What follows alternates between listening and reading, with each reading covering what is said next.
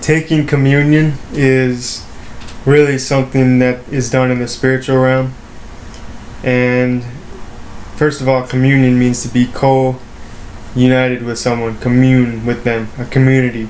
So connected with Christ and walking in union with Christ is true spiritual communion. Eating Christ's flesh and drinking his blood is a spiritual thing. Christ lived his life in the flesh perfectly. He did not sin against his Father, against our Father, and therefore we are to study spiritually. Spiritual food comes in the form of knowledge in the physical realm.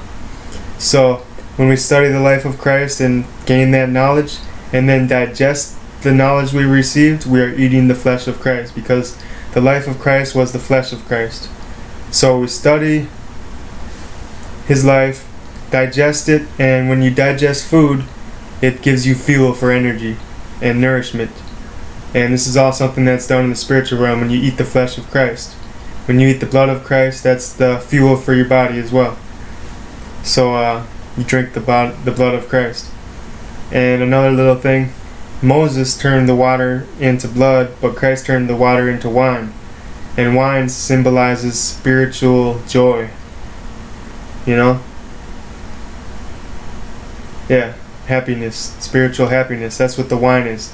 We don't need physical wine. The wine is to come in the spiritual realm. He gives us spiritual wine.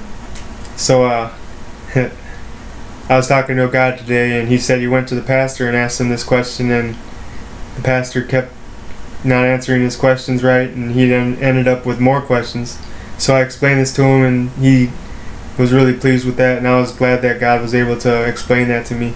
I actually gave him kind of a decent little answer, and then I biked away, and then like a minute later the Holy Spirit answered his question for me. So I biked back and I explained it to him, and he's like, okay, that makes sense. So I was really glad to be used that way today. But yeah, that's the way I see it.